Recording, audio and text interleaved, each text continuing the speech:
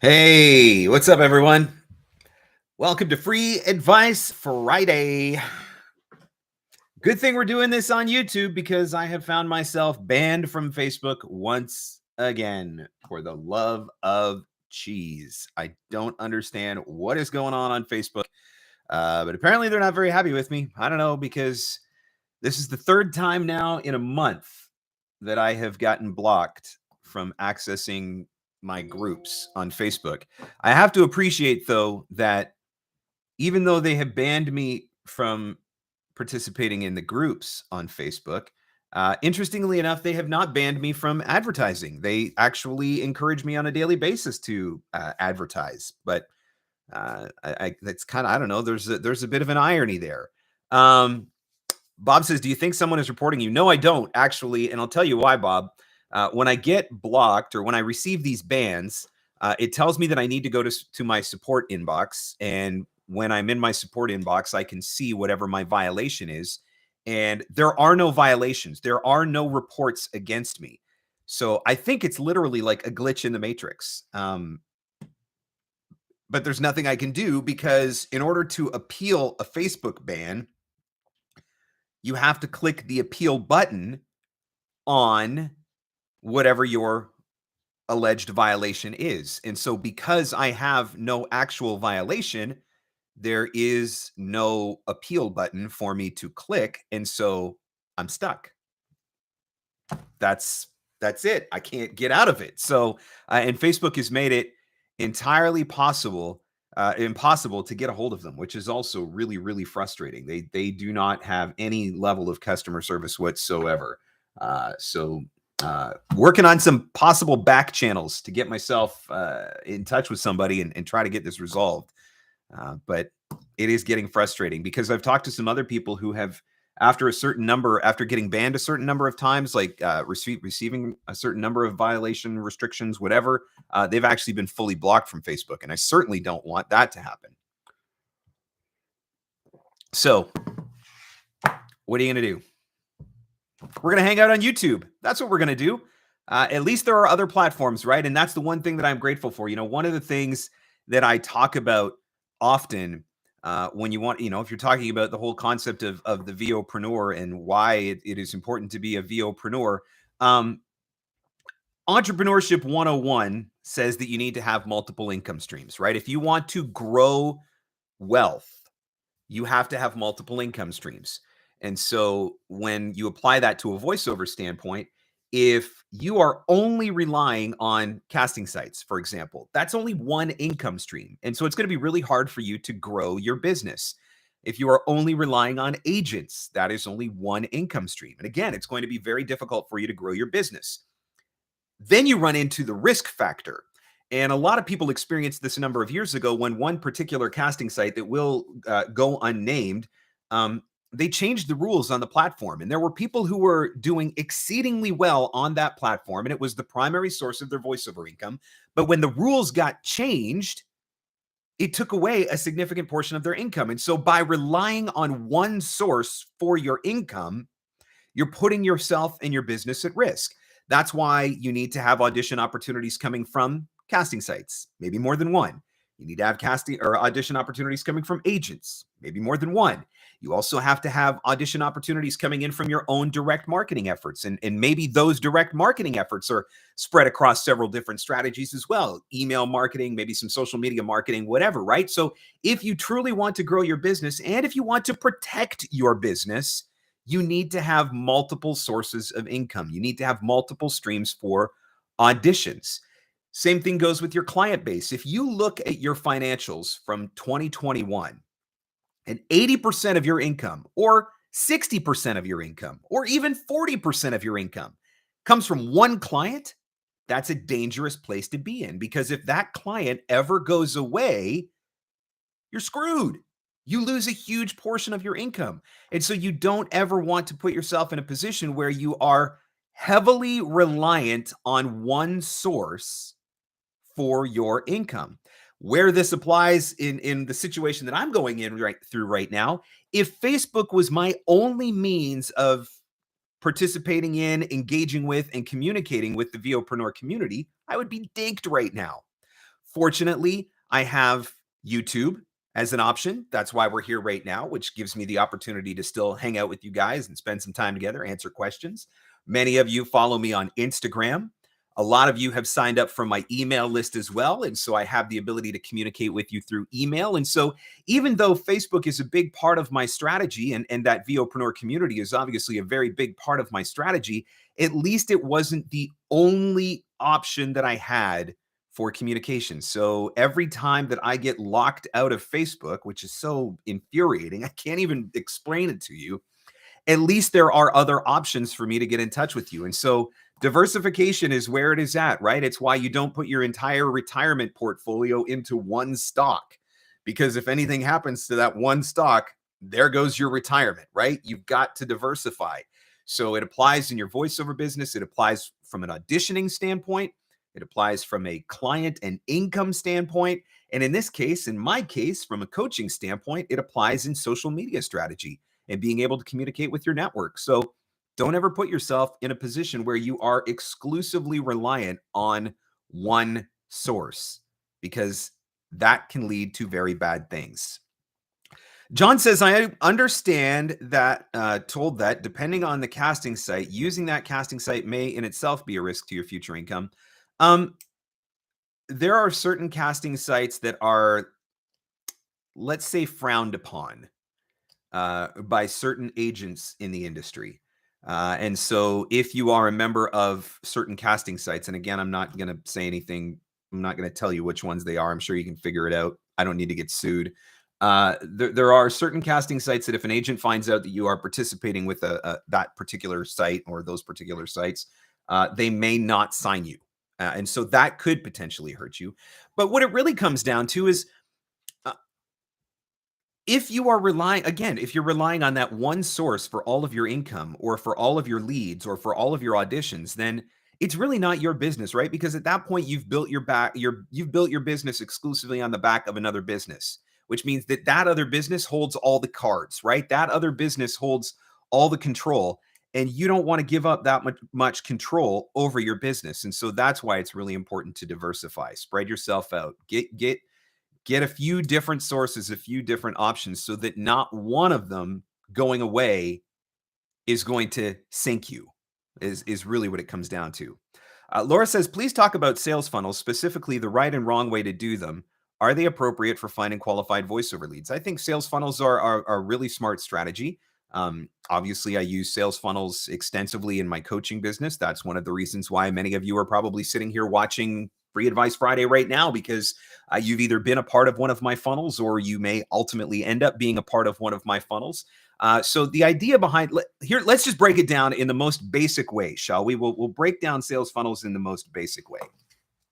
You create some sort of a free resource. Maybe that is a PDF. Maybe it is a video. Maybe it is a series of emails. Maybe it's, I don't know, some sort of a white paper or something like that, right? So you create some sort of a free resource. To receive that free resource, you offer it in exchange for an email address. So using my coaching business as an example, I have an ebook called Marketing Basics for Voice Actors. If you would like to download the ebook, Marketing Basics for Voice Actors, if you give me your email address, I will give you that ebook. So I am providing you with something of value in exchange for your email address. Now that I have your email address, I can continue to add value to you in other ways. So you're subscribed to my newsletter. I'm going to let you know about going live on Free Advice Friday. I'm going to let you know about the latest podcast that I'm working on. I'm going to let you know about a new video tip that I've posted that you can go and watch. So I'm constantly looking for ways to give back and to add value. And so that's what you get in exchange for providing my email address. But then every once in a while, I'm going to offer a premium offering. So I've got a course that's coming up, or a masterclass, or, we just finished up with Voiceover Marketing Playbook. So every once in a while, I'm going to offer something like that. I'm going to tell you about that. And so that's basically the way a sales funnel works, right? You sign up for something, you give your email address, they give you value. Ultimately, if they give you good value and there's somebody that you think you would want to work with, maybe you convert to a client and you buy something in the end, right? So when you go into the sales funnel, you're a lead. The further that you get into the sales funnel, you're a prospect. And then if you ultimately decide to buy, you are a client. And that's fantastic. With my coaching business, nobody's required to buy anything. I'm going to keep posting YouTube videos. I'm going to keep doing Free Advice Friday. I'm going to keep doing the podcast every week. So there's always going to be something of value there for you. But if you want to go deeper, if you want one of my premium offerings, those will come out every once in a while and I'll tell you about it. So where does that apply from a voiceover standpoint? I have done this in the past, and please do not go and sign up for this because it is not for you if you are a voice actor.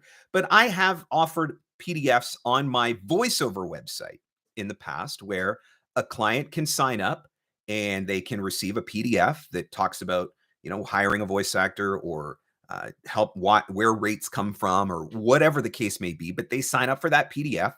And then I will send them a series of emails that dive into that a little bit deeper. And then ultimately I'll give them an option to, hey, would you like to talk about a project? Are you interested in an audition? Do you want to book me or whatever? And so that's the essence of the sales funnel. Kaz says, how do you use automation in your marketing? What software do you use? So for the coaching side of things, I am using Lead Pages, which is the service that I use to get my leads, basically, right? So you go to a particular landing page, you fill out your email address, and that's how you get the PDF, right? So I'm using Lead Pages for that. And then the email automation software that I'm using is Drip. And then that's where I can create different campaigns and workflows and all sorts of stuff. I will say that those tools are probably overkill for 99% of voice actors.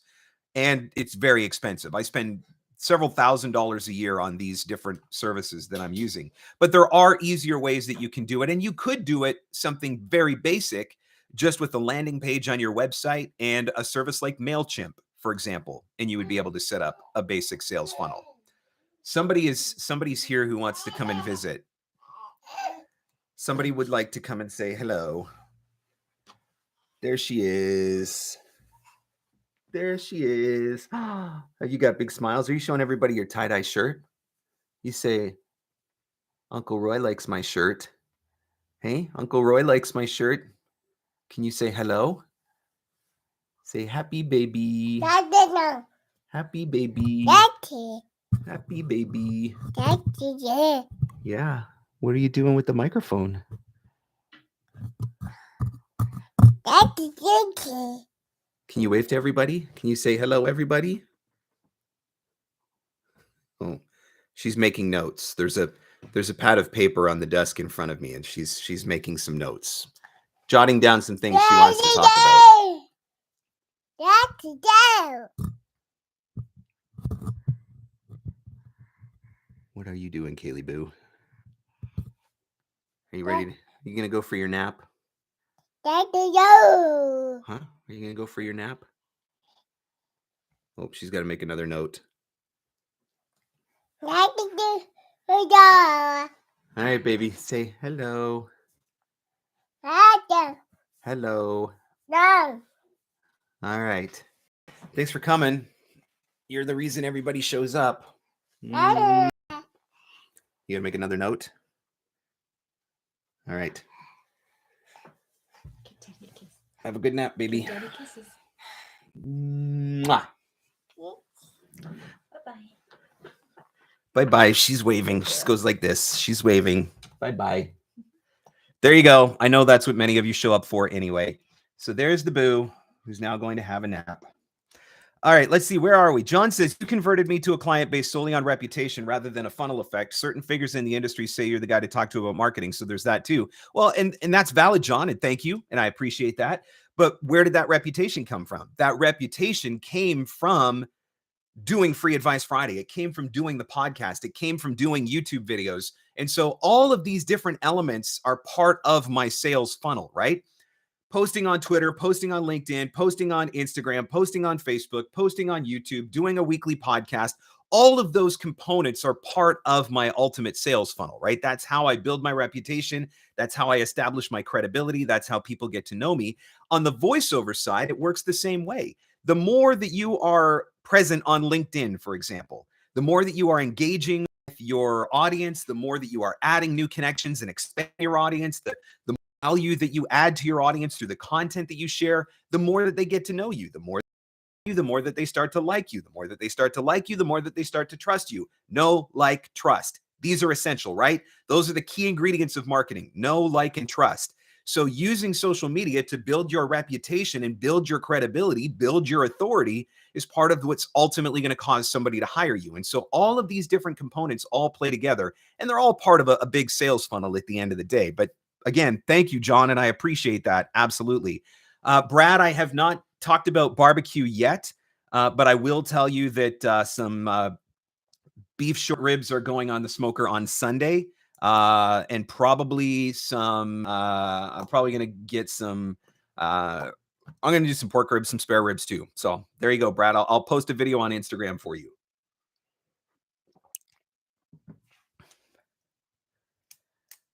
All right, let's see what else is going on. And don't mind me, guys. I just write down timestamps as we go so I can go back and reference this later in the video, make it easier for people. My stuttering life. Question. I have a podcast and I'm just starting out in VO. I have a website for my podcast, but I'm incorporating my VO into it. Should I keep it separate, VO and podcast? Can I tell you something? One of the dumbest things that I ever did was build a separate site for my podcast. And this is coming from a marketing guy, right? I'm supposed to be smart. I'm supposed to know things. I thought that it was going to be to my advantage to keep those things separate. And now I realize how stupid that was. I absolutely should have incorporated my podcast into my coaching site. Those two things should have been two separate sections of one entity.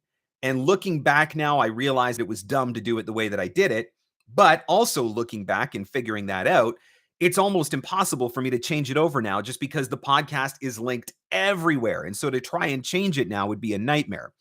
My advice to you is I would put those two things on one site, but have them divided. So you have it in my case, if you go to marcscottvoiceover.com, there would be all of the information about my voiceover, but then there would be a separate landing page for my podcast. So maybe it's marcscottvoiceover.com/podcast. I don't know, something like that, right? So I think keeping those two things connected, but slightly adjacent, right? I think there's value. So that is absolutely the way that I would set it up. If I was going back and doing it all over again, my podcast would definitely be incorporated. I would not have built a secondary site for it.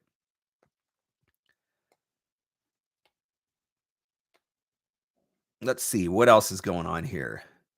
Sarah says, just passing through today, taking advantage of some time off, but nursing my mother who has a cough that's kicking her butt. Sorry, I can't stay long. Well, Sarah, I hope your mom is feeling better very soon. It is definitely the season, whether it's COVID or cold or whatever. Definitely the season. We've been going through it in this house for about 3 weeks. We went through it. None of it was COVID, or at least multiple negative tests said that it wasn't COVID, but definitely some serious head colds, seasonal colds, or whatever going through. That's been the last few weeks here, and it seems to be that way in a lot of places. Alrighty, let's see where are we going. Deborah says, do you think it's worth sending a cold email or a connection request on a Friday, especially if you are on the West Coast? I think that any marketing email sent has a better chance at being effective than a marketing email that is not sent. And so if the only time that you have to send those emails is on a Friday, then go for it. I don't know that I would say that it is the best day of the week to do it. Actually, I wouldn't say that it's the best day of the week to do it. But again, you're going to have a better chance of converting them by sending it than by not sending it. What I would suggest is if you're going to send emails on a Friday, and I know, Deborah, you specifically mentioned on the West Coast, I would try to get those emails out on Friday morning because for the most part, by Friday afternoon, people have checked out, right? They're not thinking about anything anymore. They're thinking about the weekend. So I would definitely take that into consideration. Same thing if you're going to send marketing emails on a Monday. I would actually suggest if you're going to send them on a Monday, waiting until later in the afternoon to send it, because generally speaking, Monday morning, everybody's coming back from the weekend. They're trying to get back into a routine and trying to dig through all the stuff that came in on the weekend or all the things that they didn't get done at the end of the week last week or whatever. And so that's where I think maybe doing it later in the day on a Monday would be to your advantage as well. Let's see what else is going on here. John, can you address how to market when you have a common name? I don't think that the name really matters. I think the demos are what matter. I think if you've got really great demos and a really great website, that's part of what is going to make you memorable. I think you can't specifically rely on SEO, maybe, right? I get tagged on Twitter all the time. There's a runner in Britain whose name is Marc Scott, and the guy wins a lot of races apparently. And I get tagged all the time because of, people tag me on Twitter because my Twitter handle is at Marc Scott. So I get tagged all the time. Every time this guy wins a race, I get, 25, 30, 40, 50 tweets from people who are congratulating him on winning his race or whatever. Right. I mean, there are certain things like that. It's going to happen. Right. But where you make where you make yourself memorable and where you make yourself stand out is partly through just the way that you reach out to them, right? The way that you provide service and add value to them, and then having a really great quality website, a really great quality demos that will make you more memorable. Kim says, I'm sending out emails on Fridays, but I schedule them to send on Monday night. So a potential client gets them on Tuesday in the US and in Europe. And I think that's part of the strategy, right? Geography matters. This is one of those instances where geography matters. There are no borders anymore from a voiceover standpoint. I always say your potential client base is anywhere in the world where your language is spoken. So whatever language it is that you speak, wherever that language is spoken, that is your potential marketplace. So even though the borders are gone, which means that we have a much larger, much broader opportunity to reach out, you do still need to take into consideration things like time and time zones, right? I don't want to be the guy who pings somebody's inbox at 2:00 in the morning because I wasn't paying attention to what time it was where they are, and I sent an email at the wrong time. So definitely, if you're going to schedule emails, I think it's a great strategy. I think that's a way that when you've got a day job or you've got a lot of other commitments, writing those emails whenever you have an opportunity and then scheduling them to go at strategic times, I think is a brilliant play. But definitely make sure that you are taking into consideration the time zones where they are going to land.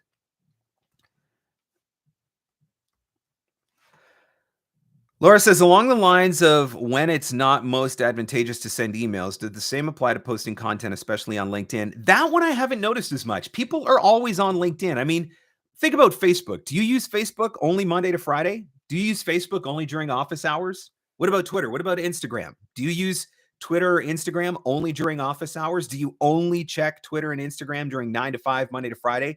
Social media is so deeply ingrained in who we are and how we interact, how we communicate, how we live, that I don't think on social media, I think what I would do and what I do when I'm posting on social media on the weekend is I might just tweak my strategy a little bit, right? So, a recent post that I shared on LinkedIn was, like me sitting by the fire reading a book and asking people what they do when they've got some time off, right? And so I think there's just ways that you can tweak the strategies a little bit, but I still think there's definitely value to being on social media at any point during the day, the night, the weekend, whenever, because it's what we do, right? When you're sitting in the parking lot and you're waiting to pick your kid up from dance practice or baseball or soccer or mountain climbing or whatever it is that your kids do, what do you do when you're sitting in the parking lot waiting? You pull out your phone and you scroll through your social media feeds. And do you do that on weekends? Of course you do. We all do. So I definitely think that there's an opportunity to use LinkedIn and incorporate that into your strategy all throughout the week. I would not limit myself there. LinkedIn Marketplace was touted as a more upmarket Fiverr competitor. Do you have any experience with it? I can tell you that if you use the jobs feature on LinkedIn, there are casting opportunities that are getting posted on a very regular basis. Um, I can also tell you that some of those are really good and some of those are really bad. And so I think that's where, and I think that's the nature of any of them, right?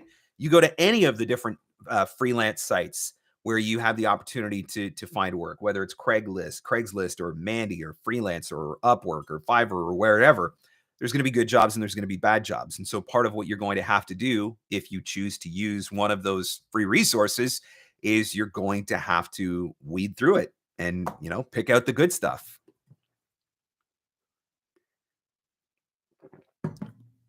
All right, let's see. 2440. So many good questions today. Brad says, have you heard of anyone getting traction on marketing emails that include a very short MP4 video? I know you've said that it's not a great idea before. Just curious if that's still the case. I do know somebody that is doing it, and I know somebody that is doing it with great success. Definitely getting a higher conversion rate than their email.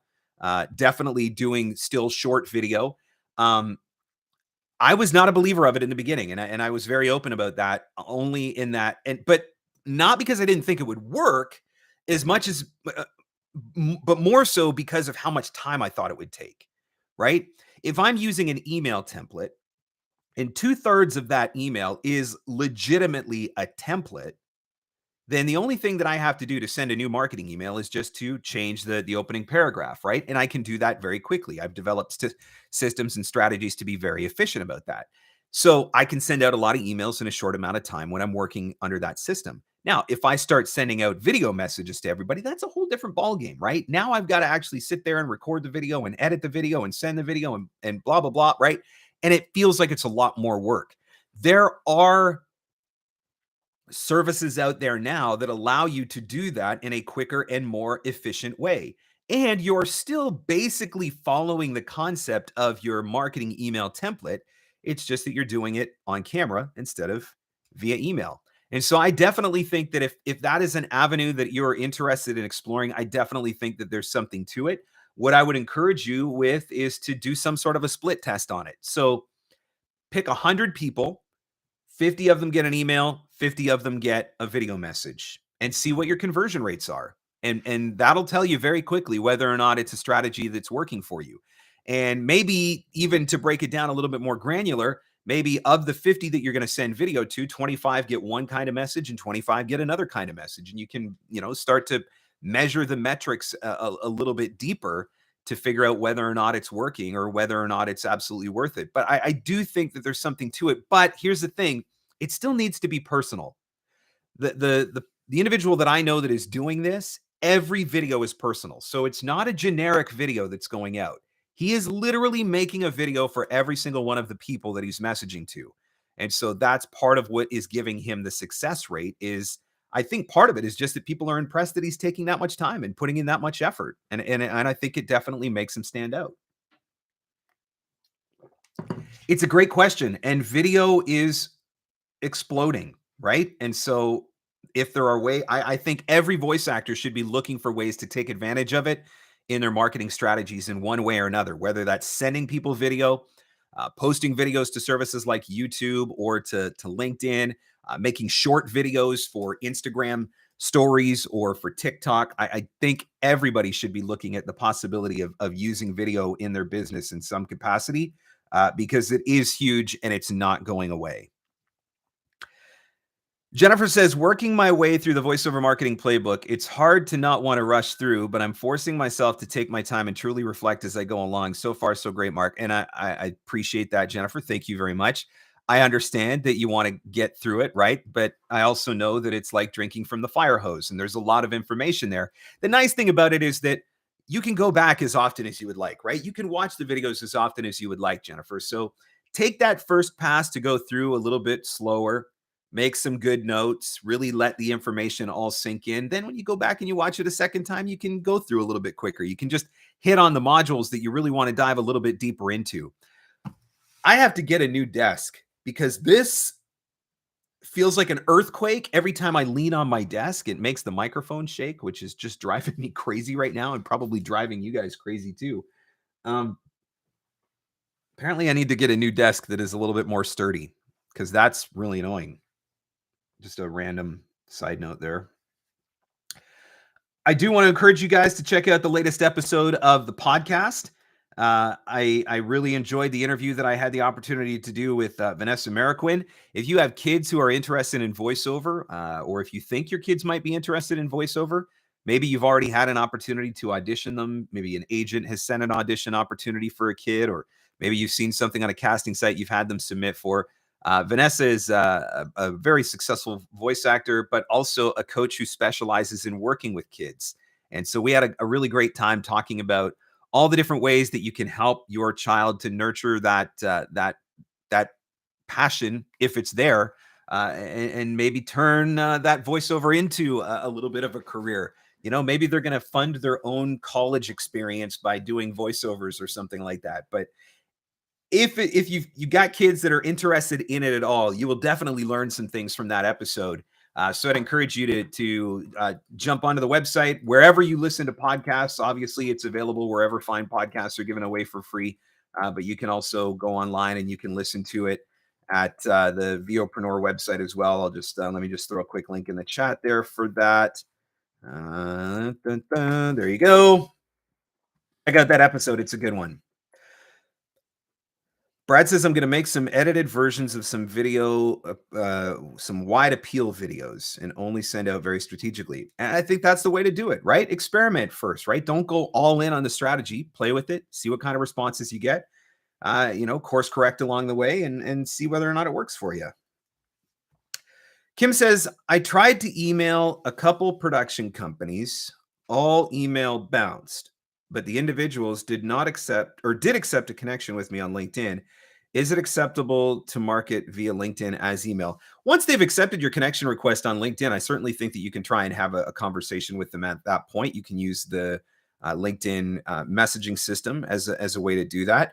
That system may or may not work depending on how active they are on LinkedIn, right? There's a lot of people that accept connection requests, maybe quickly browse through LinkedIn every once in a while. But that doesn't specifically mean that they are active on LinkedIn all of the time. But certainly it's worth a shot. And if all of the emails bounced back, I would question whether or not you've got the right email address. Maybe try a slightly different structure for email or something like that.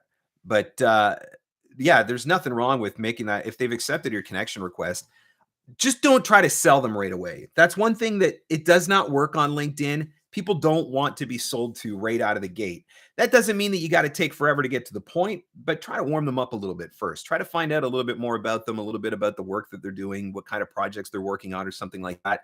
And then when you have that information, then you are able to demonstrate to them how you could add value to what they're already doing. And I think that's an important part of the strategy.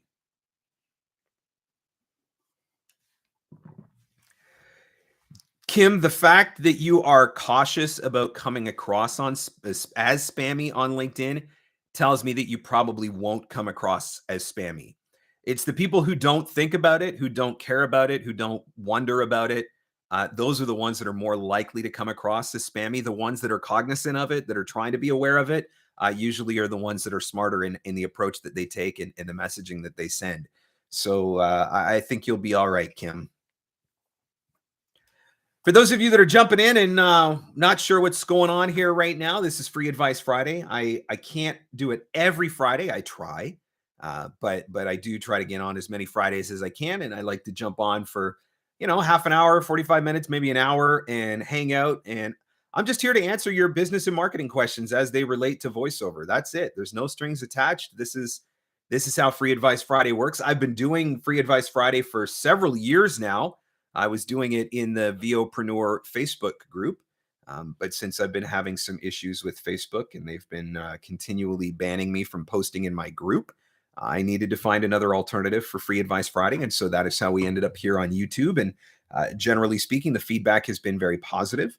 People seem to enjoy this platform a little bit more, which has been fantastic. And so Free Advice Friday will continue to be on YouTube.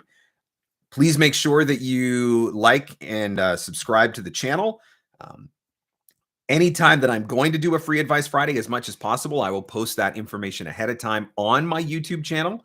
And so you'll be able to click a button and get notified that the broadcast is coming up so that you don't forget, set reminders for yourself or whatever. But yeah, this is what Free Advice Friday is all about. So if you've got a voiceover business and marketing related question that you would like to get answered, type that question into the comments, into the chat there. And I'm keeping an eye on the chat window. Any questions that I see that will pop up, I will certainly do my best to answer them as efficiently and effectively as possible.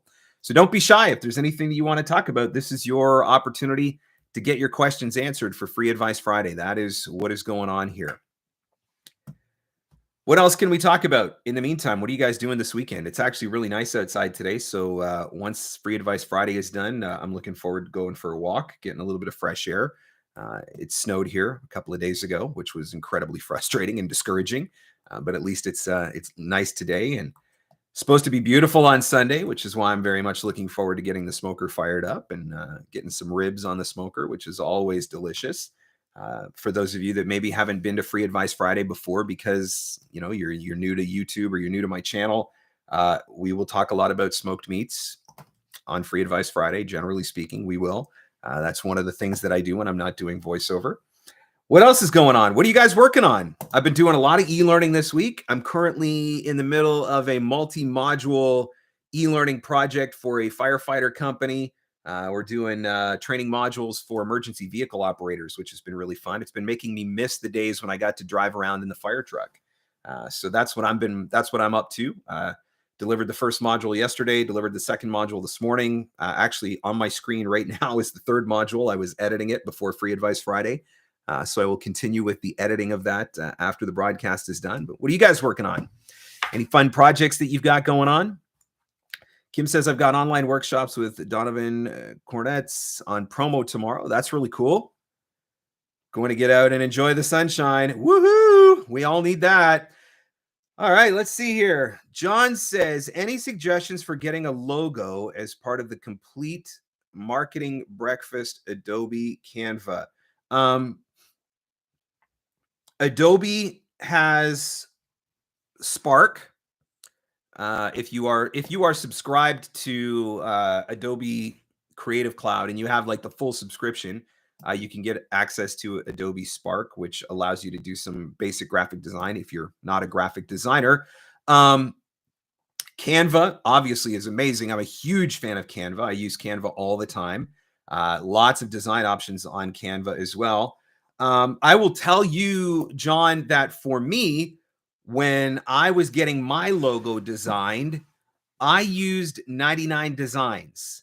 And that was the logo. Actually, the last logo that I got designed was for the VOpreneur group.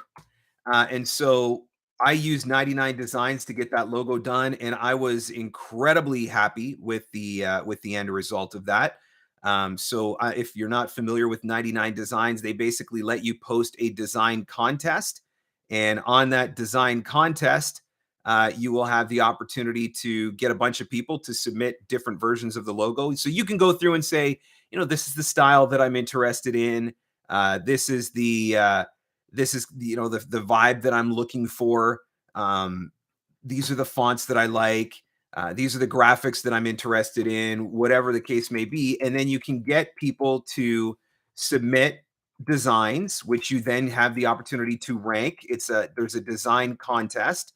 So you can rank those designs and ultimately you get to choose the one that you want. And so I was very, very happy with the end result of what I got from 99 Designs. I thought they did a fantastic job. I got a whole bunch of different versions of the logo that I was able to use in different settings, dark background and transparent background and white backgrounds and all of that sort of stuff. So that was all in all, it was a really, really good experience. And so costs a little bit more, but think about your logo that's your brand, right? Like ultimately your logo is your brand, and you want to make sure that you are putting your best foot forward when you are doing your logo design. That is something that really, that's a first impression. And so for me to spend a little bit of extra money, it wasn't a big deal. It wasn't a big deal to spend a couple $100 or whatever it was to ultimately get a little bit better logo designed. And so that's definitely something that I would take into consideration as well. Can you do it yourself on a platform like Adobe Spark or Canva or whatever the case may be? Of course you can. But again, is that going to give you the best? Is it going to give you the best logo? That's one of the things that you need to be thinking about. But definitely a big fan of 99 Designs. Let's see. Where else are we going here? Benjamin, hey, Mark, I've been looking to get a proper system for my follow-ups. Does one of your courses cover this? I did the playbook last week. Also, I'm doing an e-learning right now for the Who. Oh, there you go. That's a cool client. Ben, I do offer a masterclass called Follow-Up Academy. That's one of my newest master classes. I did that for the first time back in, I want to say it was in November. And the video version of Follow-Up Academy is available right now. So that's about a 2-hour masterclass that really just kind of walks through all of the different ways that you can do follow-up using email, social media, things of that nature. Trying to spell. Put a link to that right there in the chat. I think having a CRM system is obviously a big part of it as well. I think that you've got to have something that says, "Hey, it's time to do my follow-ups," right? And so, for some people, they track that via a spreadsheet. Some people use a CRM. I'm obviously a big fan of Nimble. I talk about Nimble a lot, and I think that there's two parts to the puzzle, right? One is having a system in place that helps you stay consistent with your follow-ups. That's where a CRM comes into play. So that's a software solution probably that you're going to need that says, "Hey, it's been a week, it's been a month, it's been a quarter, whatever." So that's part of it. And then the second part of that then is content, right? How do I follow up? What do I say? What kind of content works? I'm using Nimble. I'm struggling to get my desired 20 a day. I'm looking to get faster. Part of it with follow-ups too, I think there is an opportunity with follow-ups to do group messaging because I think you want some of those follow-ups to be more personalized, right? You want some of those follow-ups to be more tailored, but every once in a while, it's also okay to send a, "Hey, just wanted to check in and see what's going on and what are you working on," or whatever, right? So something that's a little bit more generic, and that's something that you could definitely do in a group message, which would allow you to knock out a bunch of them all at once. I think that you can also use group messaging. Did a new demo, did a studio upgrade. Just recently finished coaching with somebody new and learned this new thing or whatever. And so I think that's an opportunity to do some larger group style messages that I think can be relevant to clients. So that's something else to take in mind too. Again, just to help you to knock out a few more of them all at one time, because I know it can be tough. The larger that your database grows, the harder it becomes to keep up with all of those follow-ups. I get that. Dinah says, "I just did a Voice of God for Jennifer Hudson and Goo Goo Dolls yesterday. Isn't it exciting that concerts are coming back?" I've been looking at baseball tickets. I'm ready to go see a baseball game. I'm not, I'll go see a concert, but I've missed baseball. I haven't been to a ball game since 2019. I can't wait to go to another ball game again. Jennifer says, "Any suggestions for subject lines for an initial marketing email to a new lead? Anything to avoid?" That is a great question that I get asked all the time. So let me pull up, because I did a podcast on that subject. Let me find that episode. Subject lines. How to write better email subject lines. Here we go.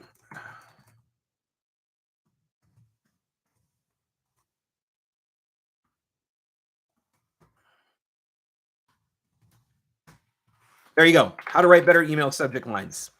Just threw that in the chat. Woody says, "Can you use Canva to make a video podcast intro or YouTube intro?" Canva does have some basic video editing on it. It's not great though. It wouldn't be my first choice for doing video editing. You can put together videos that they're not even specifically videos. I mean, if you upload a video, you can add stuff to it. You can also create video, which is basically like adding animations and stuff to it, right? Text coming in and out and images appearing and disappearing and all of that sort of stuff. So there are some basic video editing things that you can do with Canva, but I think probably to get the full advantage of that, even you would want to have Canva Pro. Hopefully that answers your question, Woody.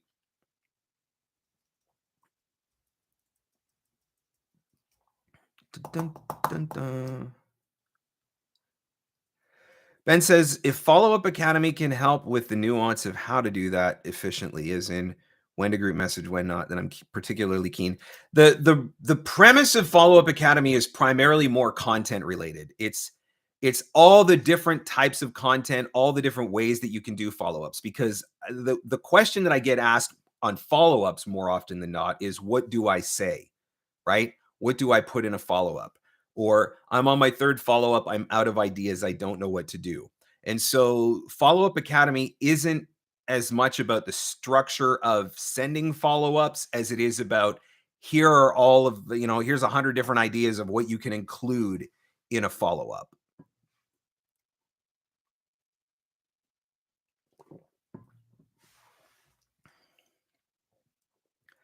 Let's see. Have I missed anything? Let me scroll through.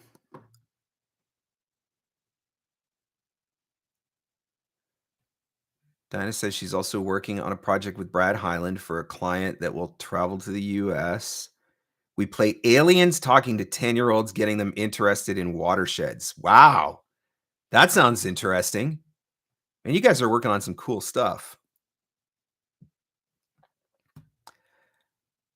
I'm still in VO training with Such a Voice, and I'm recording my professional demos in September. The big thing there is don't get ahead of yourself, right? Trust the process. Don't do your demos before you're ready. It's really easy to want to rush. It's really easy to want to go on to the next step. You've got to have that coaching.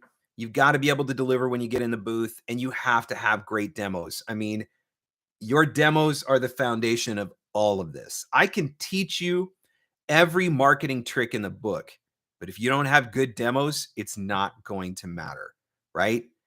I could teach you how to go out and find clients all day long, but if you can't perform when you get in the booth, it's not going to matter. And so make sure that you don't rush the process. Absolutely get as much as you can out of it.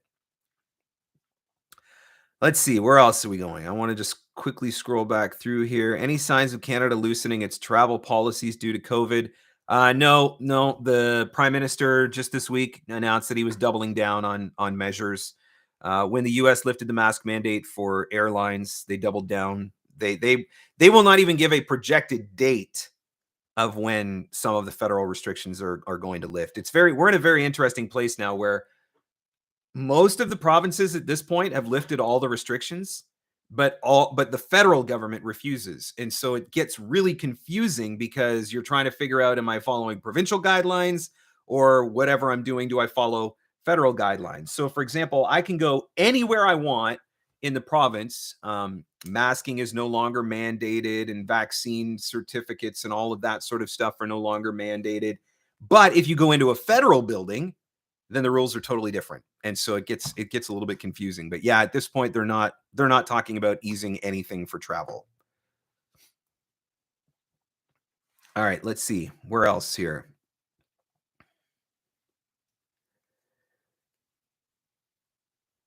Benjamin says more ideas of content will also be helpful. I sometimes stall on sending them, which just adds to my time in doing this because I'm unsure. Yeah, and that I totally get that, right? It's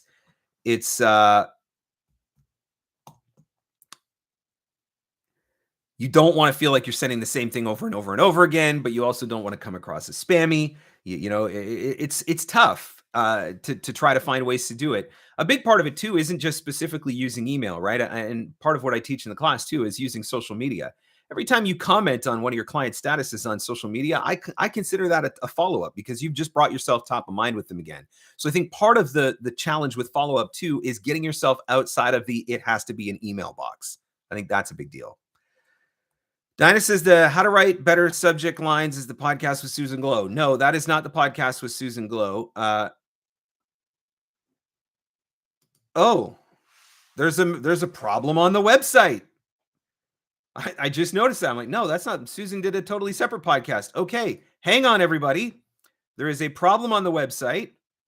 Please stand by. We are having technical difficulties with the VOpreneur website. Thank you for pointing that out to me. I am going to go ahead and I'm going to work on fixing that as we sit here and converse. The wrong episode was embedded, or the wrong player was embedded on that episode. How to write better subject lines. All right, hang on a second. There's the thing. Now let me jump over here. This is all happening in real time.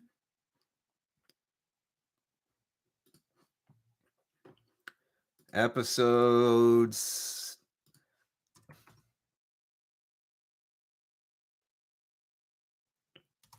Subject lines. How to write better subject lines. All right, hang on. We're almost there. Subject lines. Wrong button. All right, we need to get the player. There's the player. Copy the player. Come over here. Submit, update, preview. There we go. Now it's fixed. Okay.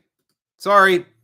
Now you can click on that link that I posted a couple of minutes ago, and you should be able to see the player for there. You should see the right episode loaded. Subject lines. How to write better subject lines. There we go. We're fixed. Okay. Fixed. There you go. I put the wrong player in. Somehow I messed that up. All right, let's see. Thank you for pointing that out, Diana. I appreciate it. That has been addressed now. I admire the ability to converse and fix things on the fly.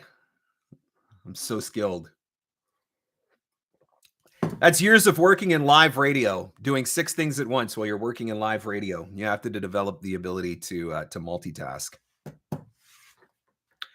All right. What's going on, guys? I could stick around for a couple more minutes and then I got to get back to work because I got a client waiting for me to deliver these voiceover files. But if you've got any final questions that you would like to ask, this is your opportunity to do that. By all means, type it in the comments. I'm happy to answer questions wherever I can. Anything related to the business and marketing side of voiceover is fair game. Not that I wouldn't answer questions on other stuff, just that I don't specifically have the skill set to answer questions on other stuff. I am not a demo producer. I am not a performance coach. I'm not going to sell you any of those services because I don't have the ability to do any of those things. But anything business and marketing related, I am certainly happy to do my best to answer those questions. All right, let's see. Amy says, quick question. While we're on the subject of follow-ups, is the Follow-Up Academy updated occasionally? I went to the very first one and I would love to go again. So Amy, if you purchased the original Follow-Up Academy, which was originally done in November of last year, you can go back and you can watch it. That course at this point has not been updated. There hasn't been anything that needs to be updated. But you do always have access to the videos. So if you would love to watch the class again, you can go back and watch the class again. And if I do any updates to that class, it will probably just replace the video that's there anyway. Benjamin says, are you able to go to OVC in the UK? I doubt that I will be going to the UK this year. I have been asked to speak at One Voice in Dallas, and I have been asked to speak at Mavo in November. And I really am hoping that I'm going to be able to do both of those because I'm still completely bummed that I wasn't able to do VO Atlanta, but I am still waiting on my US work visa in order to be able to do those. I mean, I could still go to the conference and attend, but if I want to go to the conference and speak, I really need to have my visa. And so I'm waiting for that to come through. Not that affects what's going on in the UK, but because I've got these couple coming up in the US this year, probably not going to have the UK on the list just yet. But boy, I can't even tell you how much I'm excited to get on an airplane again. I'm a guy that like prior to COVID, so literally before 2020, I'm a guy that probably spent at least 3 months or more of the year on the road in airplanes, in hotels, etc., traveling for work and vacations and whatnot. And to go now 2.5 years almost without being on an airplane, it's brutal. I miss it. I want to fly again. What is the favorite follow-up that you've received? Amy, I love simple, easy follow-ups. Voice actors use follow-ups on me fairly often, and it's pretty funny. I'm a busy guy. I get a lot of emails, and I do my best to respond to emails as quickly as humanly possible. But every once in a while, I miss an email too. Right? At the end of the day, I'm human, and sometimes I miss an email. Sometimes I forget to respond. Life happens, whatever. I love it when I get an email from a voice actor that's like, hey, Mark, just want to check in on this thing that I emailed you about the other day or whatever. And I'm like, oh, look at you and your follow-up. And then I respond immediately. I do like those quick and easy, simple follow-ups. I have never been offended or upset or angry by a voice actor or anybody for that matter, a client, whatever, following up with me and reminding me about something that maybe I let slip or it's taken a little bit longer than usual for me to respond to or whatever. But I'm a big fan of quick and easy follow-ups. I'm also a big fan of stuff that adds value, right? I don't mind if somebody sends me an article, or if they send me a podcast, if it's something that's really interesting or something that's relevant, something that I would enjoy. I don't have an issue with that, So I think that those are the types of things that I think about, and that's the sort of stuff that I talk about in the class as well. John says, thanks for putting this on. You're very welcome, John. I love doing it. I love hanging out with you guys. It helps to keep me sharp too. Always having an opportunity to answer questions and hear what's going on with you guys and learn about the things that you're thinking about, struggling with, trying to figure out or whatever, helps me to figure out where I can better serve as well. So I love doing these Free Advice Fridays. It's always a fun time. I got time for one more question if somebody wants to ask it. And then I will jump out and start working on my e-learning again. So this is your opportunity. If you've got one final question that you would like to get answered, type it into the comments here, and I am keeping an eye out for it.